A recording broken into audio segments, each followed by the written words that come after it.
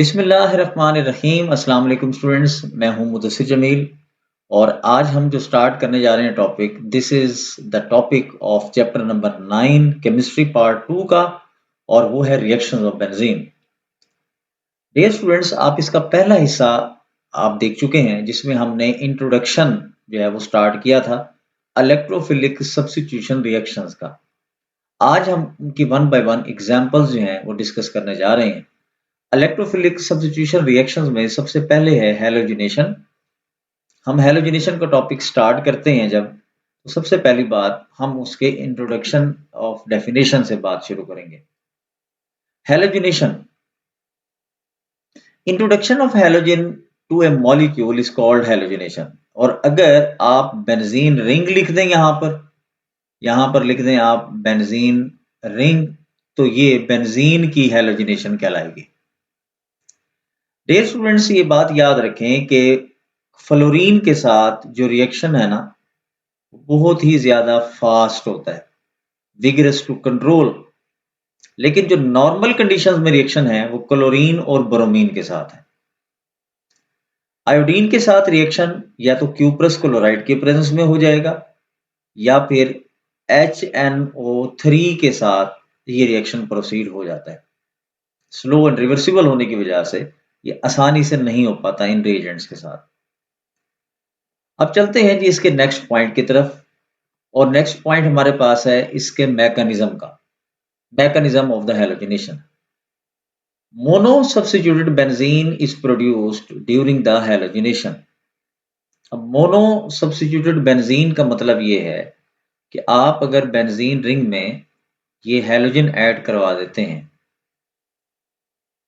Halogen add करवा देते हैं इन द प्रेजेंस ऑफ FeX3, तो you will get this type of reaction like this one, और यहाँ HX जो है अलग हो जाएगा। अगर हम बेंजीन के साथ हर हाइड्रोजन को कंसीडर करते हैं, अंडरस्टूड बात है कि हाइड्रोजन होता है बेंजीन में, तो हम एक हाइड्रोजन की एग्जांपल के जरिए हम ये रिएक्शन प्रोसीड कर सकते हैं। HX बना और ये मोनो सब्स्टिट्यूटेड बेंजीन जो है यहाँ पे ये बन गया।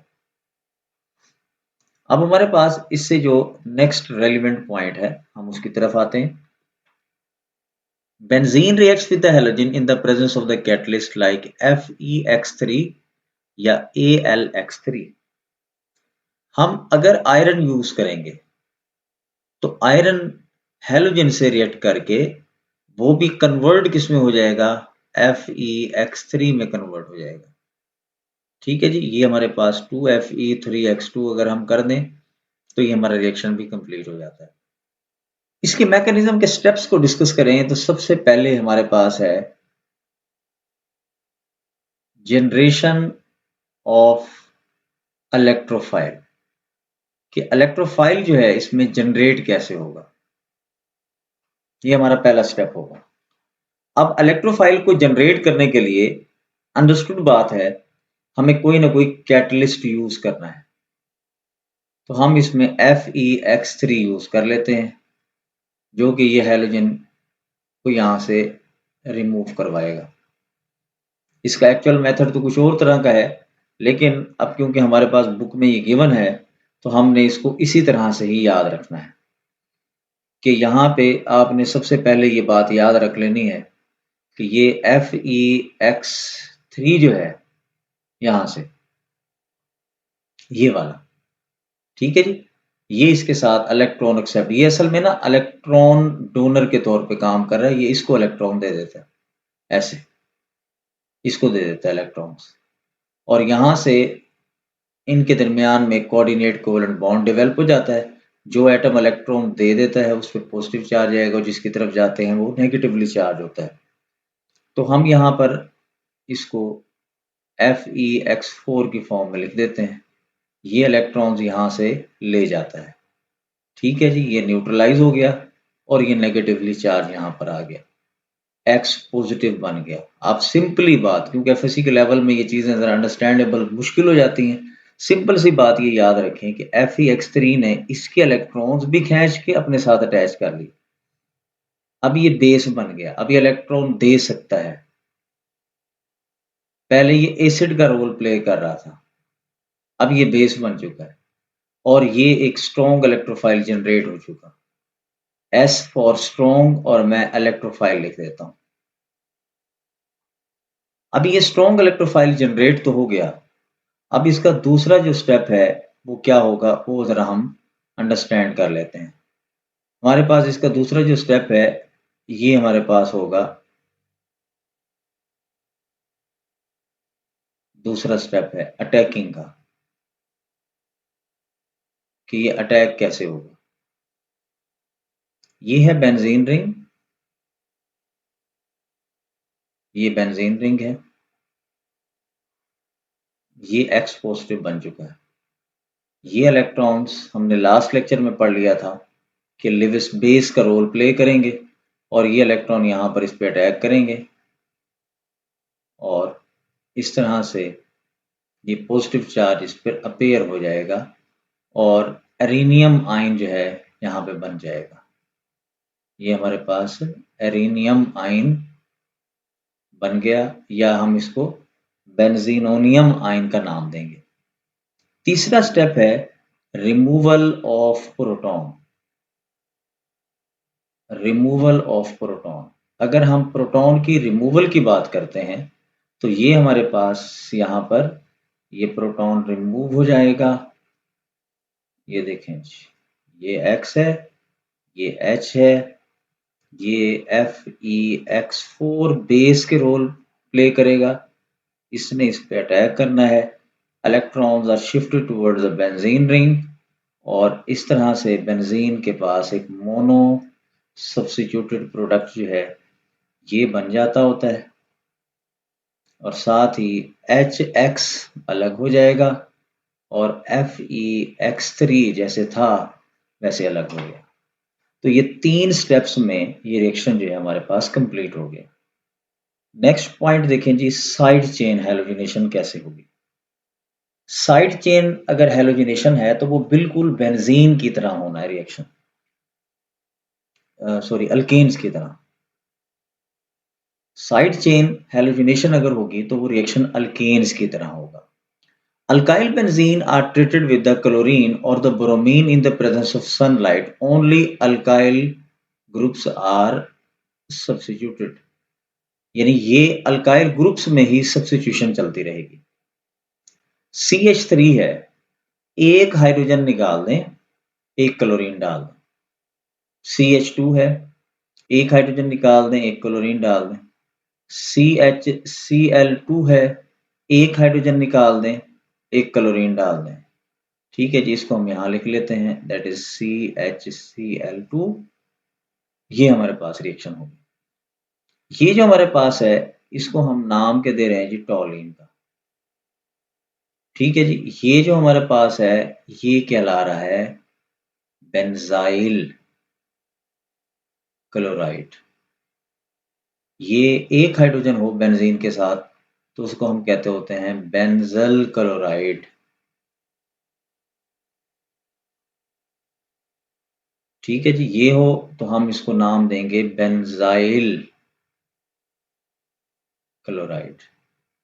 तो आपने ये एहतियात करनी है कि ओ ना आ जाए, बेंजोइल ना आ जाए। ठीक है, वो COCl होता है तो इसमें आपने एहतियात रखनी है। ठीक है जी, ये हमारे पास हो गया जी यहाँ पे साइड चेन रिएक्शन। हाइड्रोजन हटाते जाएं, क्लोरीन डालते जाएं, हाइड्रोजन हटाते जाएं, क्लोरीन डालते जाएं, हाइड्रोजन हटाते जाएं। 3 थे, 2 हो गए, 1 हो गया। क्लोरीन कोई नहीं था, 1 था, 2 हो गए। इस तरह से रिएक्शन प्रोसीड होता है। ये side chain reaction of the alkyl benzene है। अब कुछ इंपॉर्टेंट पॉइंट्स हैं जो आपने याद रखने हैं और वो क्या है वो मैं आपको बता देता हूँ भी। पॉइंट्स ये हैं कि अगर आपके पास है बेंजीन रिंग, ये बेंजीन है और आप इसके मुख्तलिफ रिएक्शंस को स्टडी करने जा रहे हैं यही हैलोजिनेशन की रिएक्शंस।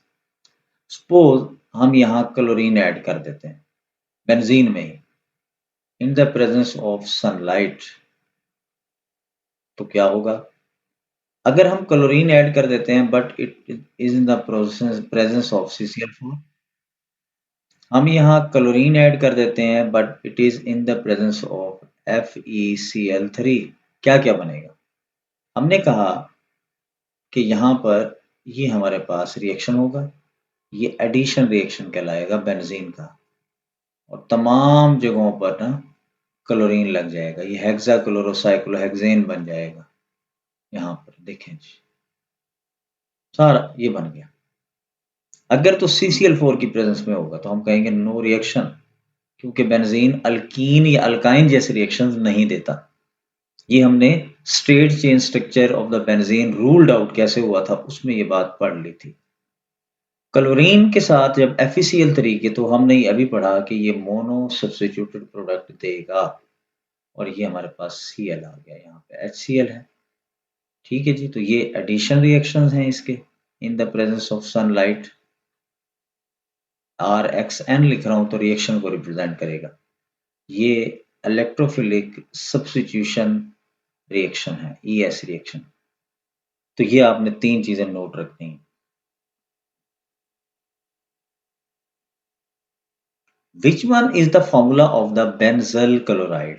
अगर अब हम बेंजल को हमें पता है तो फिर हमें कोई प्रॉब्लम नहीं होगी।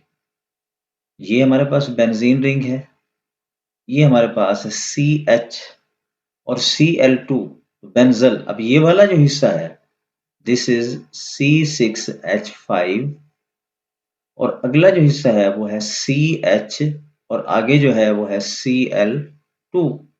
तो आप देखें क्या ये C6H5 CHCl2, हमने कहा जी बिल्कुल ये करेक्ट ऑप्शन होगा। ये नहीं हो सकता क्योंकि इसमें 1 क्लोरीन है, ये नहीं हो सकता इसमें 3 क्लोरीन है, ये नहीं हो सकता ये बेंजोइल है, दैट इज द बेंजोइल।